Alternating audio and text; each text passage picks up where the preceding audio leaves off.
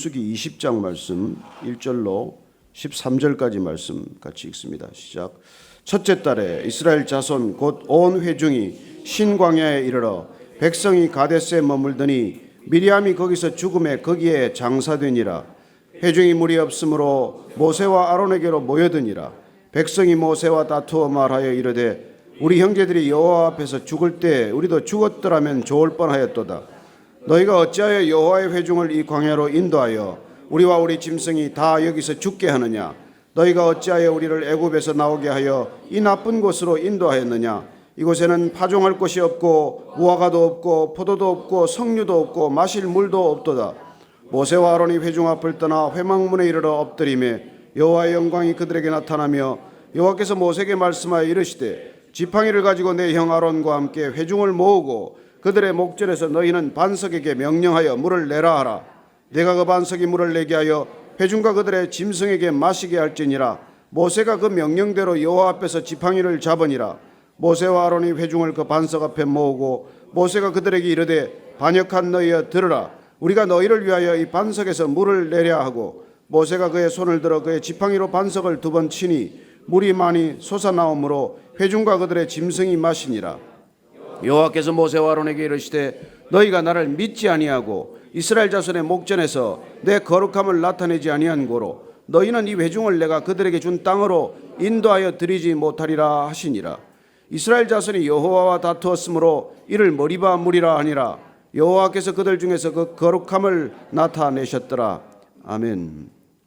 오늘 이 민수기 20장은 이스라엘 백성들이 광야 여정이 거의 끝나가는 시점에 일어난 또 한 가지 사건입니다.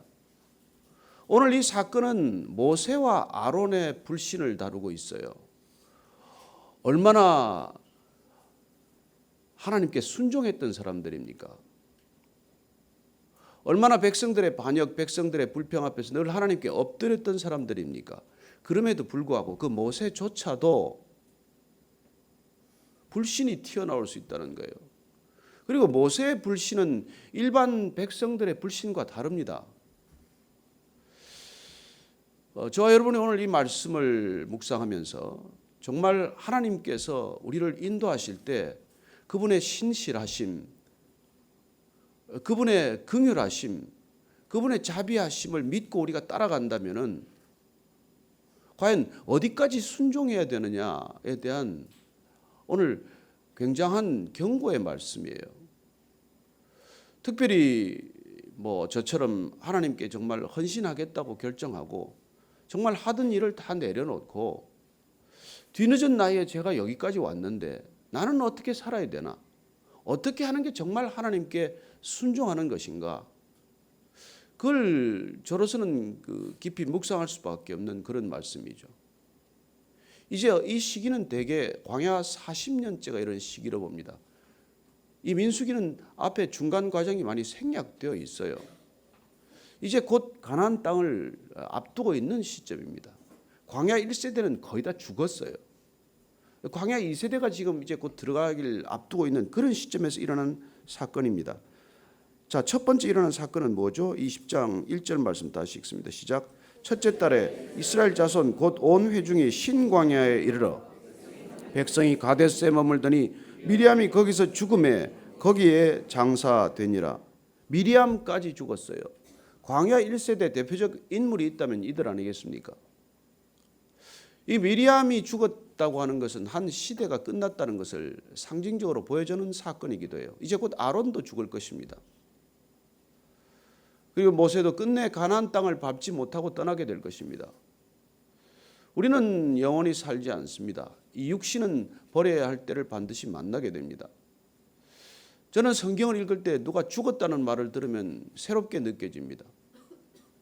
죽음은 우리의 일상이지만 그러나 우리 자신에게는 또 단 한 번 주어지는 기회 아니겠습니까? 미리암이 죽었다. 저도 죽을 것입니다. 여러분도 죽을 거예요. 궁금하십니까? 죽습니다. 우리는 누구나 죽습니다. 이 죽음 앞에 있다는 것, 우리의 죽음이 언제인지 누구도 알 수 없지만 그러나 그 죽음이 우리 앞에 기다리고 있다는 것, 그것보다도 삶을 삶되게 하는 방법, 그것보다도 삶을 밀도 있게 사는 방법은 없어요. 여러분들이 아침에 일어나서 오늘 하루 주어진 삶을 전부로 생각한다면 오늘 허비할 시간이 어디 있겠으며 누구 원망하고 불평할 시간이 어디 있겠습니까? 시간이 남으니까 불평하지요. 시간이 남으니까 헛된 생각하지요. 시간이 남으니까 우선순위가 흐트러지죠. 시간이 오늘 하루밖에 없다면 우리 삶의 우선순위는 얼마나 정결하게 정갈하게 분명하게 정리가 되겠습니까? 저는 여러분들이 이 아침도 어제 분명 주일 예배를 드리셨음에도 불구하고 또 예배 자리에 나온 것을 축복합니다. 그건 우리의 우선순위가 정립되어 있는 사람만이 가는 길이에요. 이 아침에 가서 동네 산책할 수도 있고 동네 뒷산에 올라가서 운동할 수도 있고 뭐 골프 연습장에 가서 뭐 공이라도 몇 개 칠 수도 있겠지만, 그러나 오늘 이 자리에서 하나님과 하루를 처음 시작하듯 그렇게 여러분들이 우선순위를 분명히 정할 수 있다는 것보다 큰 축복이 없다는 것을 믿으시기 바랍니다. 그리고 나와서 신실하신 하나님 이렇게 찬양할 수 있다는 게 얼마나 큰 축복입니까? 제가 아침 아까 신실하신 하나님을 찬양할 때마다 생각나는 분이 계세요. 그 장로님 한 분이 이 사업을 하시던 분인데 공장을 크게 증축을 했어요. 큰 공장을 지었는데 그냥 밤늦게 불이 났다는 화재 소식을 듣고 달려갔더니 새벽 3시쯤 공장이 전소해버린 거예요. 다 타버린 거예요. 그게 정말 눈물을 쏟고 하나님을 원망하면서 아침 예배를 나왔는데 아침 예배 첫 찬송이 이게 신실하신 하나님이에요. 불이 나서 모든 걸 잃어버렸는데 다 타버렸는데 아무것도 남은 게 없는데 정말 인간적으로 보면 좌절하고 낙심하고 절망할 수밖에 없는 이 상황에서 첫 번째 불러야 할 찬양이 신실하신 하나님이라는 거예요. 그 찬양이 나오질 않더라는 거예요. 1절 못 따라 불렀습니다. 그러나 2절에 따라 부르면서 그렇습니다. 정말 폭포수같이 눈물을 쏟으면서 내 모든 것을 앗아갔지만 그분은 신실하신 하나님입니다. 그렇게 찬양을 하고 그 예배를 마쳤다는 거예요. 기적같이 회복이 되어서 한 2년 만에 전보다 더 부흥하긴 했지만 더 좋은 결과는 가져왔지만 그걸 받아들이기는 어려웠을 것입니다. 저는 그러나 여러분이 정말 그런 찬양을 입술에 올릴 수 있고 그 고백을 매일 드릴 수 있다면 하나님께서 여러분에게 지금 주어진 상황이 어떻건 어떤 어려움이 있건 그 신실하신 하나님께서 그분의 신실하심 때문에 여러분들을 궁극적으로 그분이 인도하시고자 하는 곳까지 데리고 가실 줄로 믿으시기 바랍니다. 지금은 못 갈 것 같아요. 지금은 아무것도 힘이 없어요. 그러나 그분을 의지하고 가는 것이지 나를 의지하고 가는 것 아닙니다. 여러분, 불신이란 나를 의지하는 거예요. 믿음이란 그분을 의지하는 겁니다. 그래서 믿음은 우리의 힘 빼기 작전이에요. 주님께서는 우리의 힘을 끝없이 빼는 사건을 만드시고 우리의 힘을 끊임없이 의지하지 못하도록 하는 상황을 만드시고 어이없게도 나한테 절망하는 일들을 가져오게 하시는 것이죠. 여러분, 믿음은 생각보다 간단치 않습니다. 어린아이처럼 왜 믿어야 합니까? 어린아이는 자기 힘을 의지하지 않아요. 그 아이가 자기 힘을 의지하기 시작하는 때를 우리는 보통 반항하는 시기라고 말해요. 말귀 좀 이제 알아듣고 지가 지대로 뭘 좀 한다고 생각하면 부모한테 뜻을 거스르기 시작하는 거예요. 오늘 이 모세가 말이죠. 또 이 마지막 순간까지 광야 2세대조차도 1세대 배운 게 불평하는 거였던 모양이죠. 자, 2절부터 읽어갑니다. 시작. 회중이 물이 없으므로 모세와 아론에게로 모여드니라. 백성이 모세와 다투어 말하여 이르되 우리 형제들이 여호와 앞에서 죽을 때에 우리도 죽었더라면 좋을 뻔하였도다. 여러분, 여기 또 죽을 뻔하였. 이 입에 익은 게 말이에요. 부모한테 들은 말이 익은 거예요. 다 죽게 생겼다. 우리는 죽는 게 좋았을 것을. 여러분, 들은 대로 배웁니다. 자녀들 앞에서 말 조심해야지 하지 않습니까? 우리가 쓰는 말버릇 그대로 써요. 우리가 웃는 그대로 웃는 것도 배웁니다. 우리가 남을 비판하는 대로 비판을 배워요. 우리가 걷는 걸음도 배웁니다. 신기하게도 어떻게 그렇게 자녀들은 부모를 그렇게 닮을 수가 있습니까? 제가 하여튼 누구 한 분이 너무 크게 웃어가지고 늘 웃는 게 거슬렀는데 그 집에 갔더니 그 애도 그렇게 웃는 거예요. 야, 어떻게 아버지하고 똑 닮았는지. 저는 정말 우리가 자녀들 앞에서 한 걸음 한 걸음 걸어가는 것이 자녀 교육이라고 믿으시기 바랍니다. 잔소리는 교육이 아니에요. 정말 잔소리로는 교육이 안 되지 않습니까? 우리가 걸어가는 삶의 흔적이 교육이 아니겠습니까? 그래서 자녀들은 우리의 등을 보고 배운다고 말하지 않습니까? 어쩌면 광야 2세대는 광야 1세대의 등을 보고 그들의 입술을 보고 배웠겠죠. 또 말합니다. 그냥 우리도 죽었더라면 좋을 뻔하였도다. 너희가 어찌하여 여호와의 회중을 이 광야로 인도하여 우리와 우리 짐승이 다 여기서 죽게 하느냐? 지금까지 살지 않았습니까? 여기까지 오지 않았습니까? 그럼에도 불구하고 늘 죽게 생겼다는 거예요. 왜 죽게 만들어 놨냐는 것이죠. 너희가 어찌하여 우리를 애굽에서 나오게 하여 이 나쁜 곳으로 인도하였느냐? 여러분, 늘 이 상황에 대한 불만을 가진 사람들은 과거가 좋았다고 말합니다. 과거를 회상합니다. 과거 지향적이에요. 여러분, 믿음은 미래지향적입니다. 아니, 진정한 믿음은 미래에서 현재를 보는 삶이에요. 믿음이 없는 삶은 과거에서 현재를 해석하지만, 그러나 믿음을 가졌다는 것은 미래에서 현재를 보고 있다는 뜻이에요.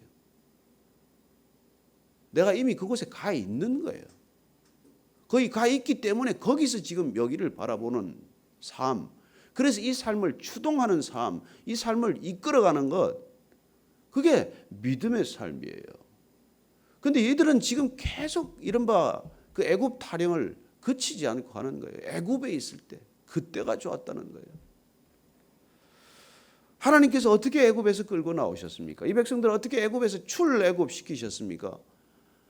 그리고 이 광야에서 어떻게 먹이고 입히셨습니까? 40년 동안 헐거벗고 지냈습니까? 아니잖아요. 목이 마를 때 늘 물이 있었고, 밥 걱정하지 않게 지금도 만나가 내리고 있지 않습니까? 그럼에도 불구하고 애굽을 회상한다는 것, 이것보다 강한 불신은 없죠.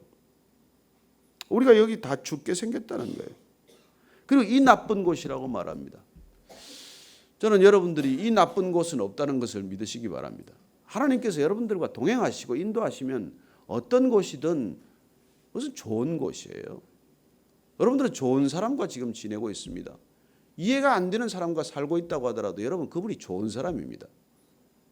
내 기준으로 보지 마십시오. 하나님 기준에서는 당신 옆에 있는 사람이 당신에게는 최선의 사람이기 때문에 주신 거예요.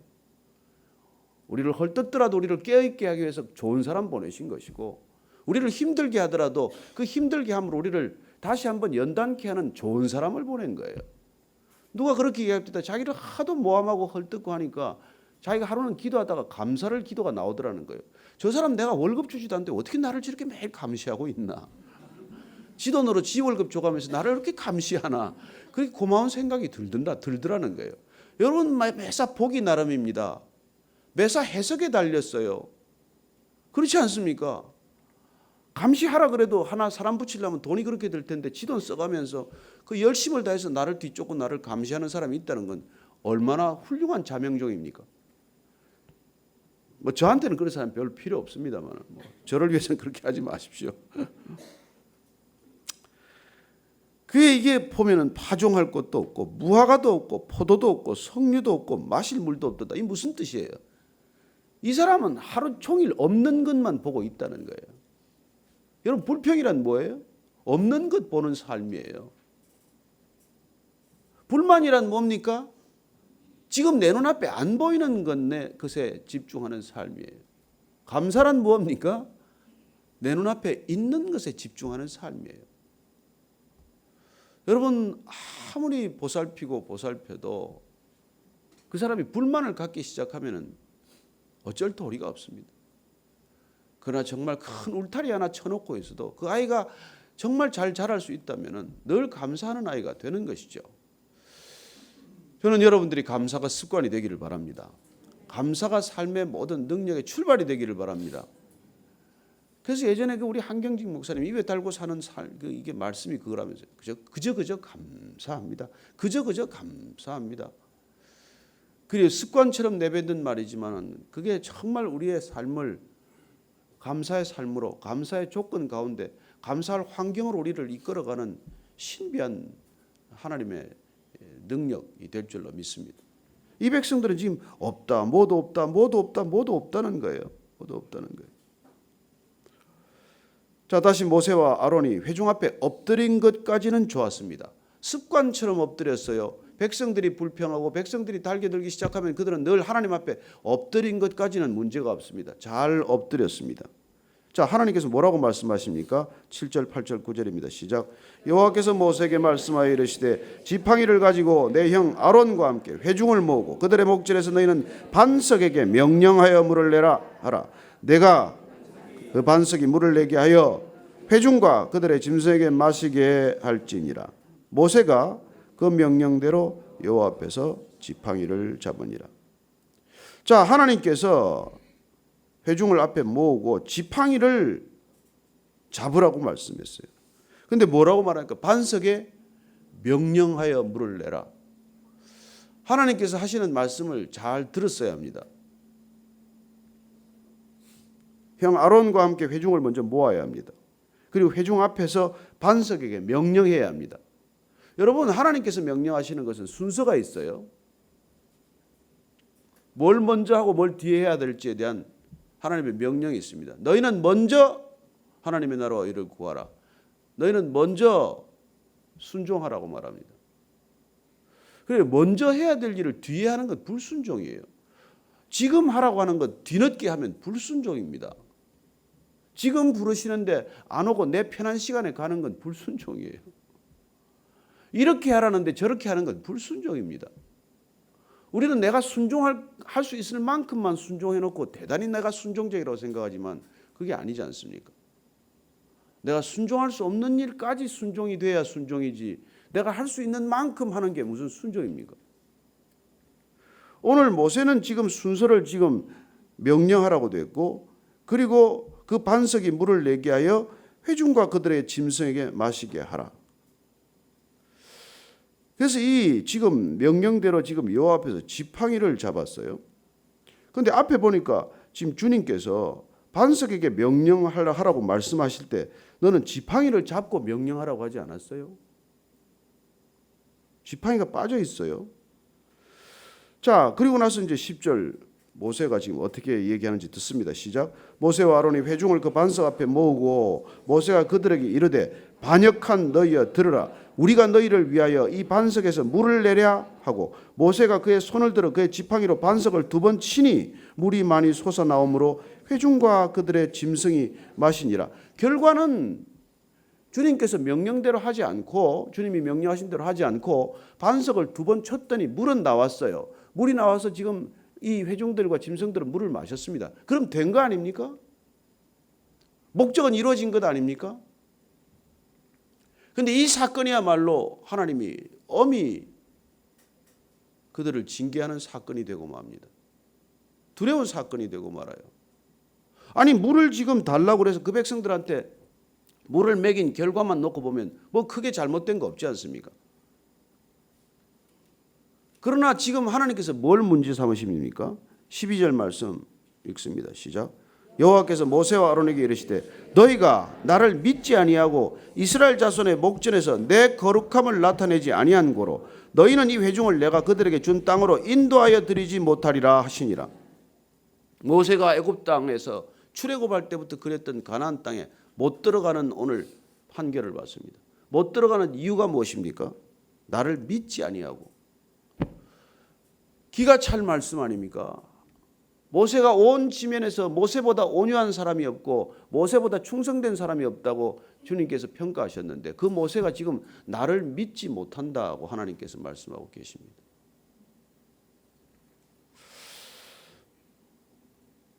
그리고 믿지 아니하면 어떻게 됩니까? 내 거룩함을 나타내지 못한다고 말합니다. 그럼 내 거룩함을 나타내지 못하면 어떻게 되는 것이죠? 하나님께서 맡기신 일을 완수할 수 없게 되는 거예요. 그들에게 준 땅으로 인도하여 드리지 못한다고 말합니다. 저는 이 말씀을 보면서 말이죠. 내가 해야 될 일은 뭔가? 하나님을 믿는 일이구나. 그리고 사람들 앞에서 거룩함을 드러내는 일이구나. 그거면 충분하구나. 하나님께서 인도하시고자 하는 대로 회중들을 인도해 가시는 거구나. 자, 이 문장을 우리가 조금 더 깊이 묵상해 보면 출애굽기 17장에 이미 반석을 쳤던 경험이 있어요. 그 지팡이는 능력의 지팡이입니다. 순간적으로 뱀이 되었다가 지팡이가 되기도 했고 바로 앞에서 굉장한 능력을 발휘했던 지팡이예요. 그는 어느 때부터 지팡이를 의지하기 시작한 것이죠. 이 지팡이는 나일 강물을 쳤을 때 피로 변했던 지팡이고, 이 지팡이를 들어서 홍해를 갈랐던 지팡이고, 이 지팡이는 그에게는 권위의 지팡이였어요. 하나님께서는 지팡이를 말하지 않았습니다. 그냥 반석에 명하여 내라고 한 것이죠. 저는 여러분들이 하나님의 말씀을 끝까지 잘 들 수 있게 되기를 바랍니다. 우리는 익숙함을 의지해요. 반석에 명령하여 물을 내라, 이걸 흘려들을 수 있습니다. 왜? 지난번에 반석을 쳤기 때문에. 그때는 지팡이로 한 번 쳤어요. 그 지팡이는 하나님께서 모세의 능력을 위해 준 것이 아니라 하나님의 심판을 위해 주신 지팡이입니다. 하나님께서 이스라엘 백성들을, 그리고 애굽 사람들을, 그래서 그 지팡이를 가지고 다시 하나님께서 지금 가나안 땅을 바라보면서 이 반석을 향하여 명령하여 물을 내라고 할 때 하나님께서 무슨 뜻으로, 왜 지팡이를 말씀하시지 않고 그 반석에게, 알아듣지 못하는 반석에게 왜 명령하라고 말씀하시나, 이걸 깊이 묵상했어야 되는 것이죠. 그리고 그 명령이 이해가 안 되더라도 순종했어야 하는 명령입니다. 그러나 그는 어느새 지팡이를 의지하고 있고, 어느새 자기의 혈기를 부리고 있고, 어느새 이스라엘 백성들을 꾸짖고 있고, 어느새 이스라엘 백성들 앞에서 군림하는 불신을 보이고 있는 것이죠. 믿음은 끝까지 순종하는 것입니다. 믿음은 끝까지 겸손한 것입니다. 그는 지금 이제 이스라엘 백성들한테 짜증을 내기 시작한 것이죠. 내가 언제까지 너희들에게 이렇게 해야 되냐. 백성들을 징계하는 것은 하나님의 몫이지 모세의 몫이 아닙니다.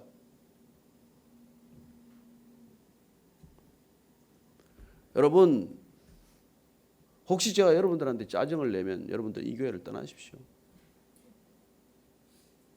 성도들한테 무례한 목회자가 있다면 떠나십시오. 그는 하나님이 쓰는 사람이 아닙니다. 모세 같은 사람도 그렇게 쓰셨지만 그도 끝까지 백성에게 권위 있는 태도를 보여서는 안 되었습니다. 그가 백성들을 꾸짖지 않고 늘 하나님께 엎드렸듯이 끝까지 그는 엎드렸어야 했고, 물을 내라고 하는 하나님의 명령을 끝까지 경청했어야 하고, 어떤 방법으로 하나님의 말씀을 준행했어야 하는지를 들었어야 하는 것이죠. 그래서 그는 가나안 땅에 못 들어갑니다. 비스가 산에서 죽을 거예요. 13절 읽고 마칩니다. 시작. 이스라엘 자손이 여호와와 다투었으므로 이를 무리바 무리라 하리니라. 여호와께서 그들 중에서 그 거룩함을 나타내셨더라. 하나님은 거룩함을 드러내는 것이 목적입니다. 거룩함으로 백성들을 끌어가시는 것, 인도하시는 것이 목적입니다. 하나님이 쓰시는 사람들은 하나님의 거룩을 드러내기 위한 것이지 하나님의 능력을 드러내기 위한 것이 아닙니다. 하나님이 쓰시는 사람들은 하나님을 믿기 때문에 쓰는 것이지 무슨 대단한 능력이 있어서 쓰는 게 아니에요. 능력 있는 사람들 세상에 다 있습니다. 어떤 능력 있는 사람이 무슨 주커버그 같은 목회자가 있겠으며, 어떤 목사가 무슨 빌 게이츠 같은 사람이 있겠어요? 그런 능력은 세상에 다 있습니다. 하나님이 우리를 쓰시는 까닭은 믿음을 보고 쓰시는 것이고, 그 믿음은 변치 않아야 합니다. 여러분, 믿음은 결국 순종이요, 불신은 결국 불순종이에요. 지금 모세는 불순종한 것입니다. 그리고 하나님의 백성들에게 대해서 그는 이미 어떻게 보면 버릇없는 행동을 하고 있어요. 그 백성은 하나님의 백성이지 모세의 백성이 아닙니다. 저는 이 땅의 많은 정치인들이 국민들을 향하여 군림하는 것을 보면 온당치 않다는 것을 알지만 하나님을 모르는 사람들이 어쩌겠습니까? 마치 어린아이들 다루듯 다루고 그렇게 함부로 사람들을 대할 수 있지만, 그러나 적어도 하나님께서 쓰시는 사람이라면 이 가운데 네 사람은 없습니다. 여기 여러분 네 사람 앉아 있습니까? 모세도 마찬가지고 어느 누구도 마찬가지입니다. 여러분에게 맡긴 통독반에 맡긴 여러분들의 통독반원들도 마찬가지예요. 저는 여러분들이 사람을 섬길 때 끝까지 겸손으로 섬길 수 있게 되기를 바랍니다. 혈기 부리지 마십시다. 저도 혈기 있는 사람이에요. 혈기 때문에 실수도 많이 한 사람이에요. 그러나 우리가 이왕 이 말씀을 읽었으니까 하나님의 일을 할 때는 혈기로 해서 안 된다는 것이죠. 성질 부려서는 안 됩니다. 짜증 내서는 안 됩니다. 왜 짜증을 냅니까? 누구 일인데?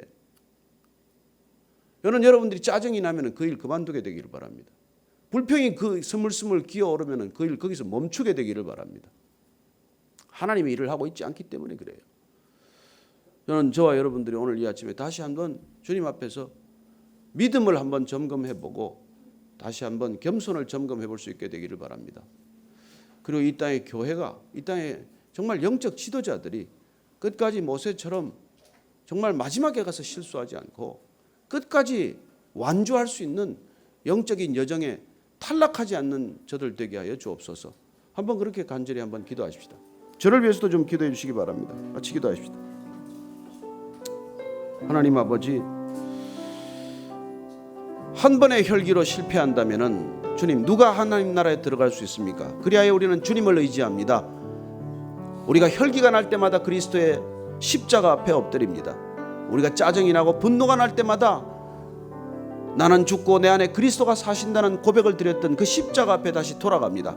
하나님 앞에 우리가 무릎 꿇고 엎드릴 때 주님께서 우리 각자에게 능력을 부어주시고 정말 그 능력이 흘러가는 통로일 뿐 우리 자체의 능력이 아니라는 것 잊지 않게 하시고 하나님 끝까지 겸손할 수 있도록 도와주시고 끝까지 주님 앞에 엎드리도록 도와주시고 끝까지 주님 한 분만을 영광스럽게 하도록 도와주시고 끝까지 주님의 거룩을 드러내는 인생들 되게 하여 주옵소서. 하나님, 우리 성도들 한 사람 한 사람 주 앞에 엎드릴 수 있도록 그 무릎에 힘을 주시고 발목과 관절에 힘을 주셔서 하나님께 엎드리는 삶이 얼마나 영광된 삶인지, 얼마나 끝까지 주님께 순종하는 삶이 거룩한 삶인지 드러내는 주의 백성들 다 되게 하여 주옵소서. 하나님 아버지, 거룩하신 하나님 아버지, 거룩의 성품 끝까지 변치 않는 믿음 되게 하시고 끝까지 변치 않는 순종 되게 하여 주옵소서. 그래야 주님께서 죽기까지 복종한 그 그리스도의 순종, 우리의 순종 되게 하여 주옵소서. 이제는 십자가에서 순종하신 우리 구주 예수 그리스도의 은혜와 아버지의 사랑과 성령의 순종케 하심이 오늘 정말 단 한 번의 혈기로 가나안 땅 밟지 못했던 모세의 마지막 인생 여정이 아니라 끝까지 주님께 순종하며 주님 한 분 바라보고 이 믿음의 경주 완주하기로 결단한, 그리고 오직 그리스도의 능력, 성령의 능력, 십자가의 능력으로 그 완주를 끝내기로 결단한 이 자리에 고개 숙인 모든 십자가의 사람들 위해 지금부터 영원까지 함께 하시기를 간절히 축원하옵나이다. 아멘.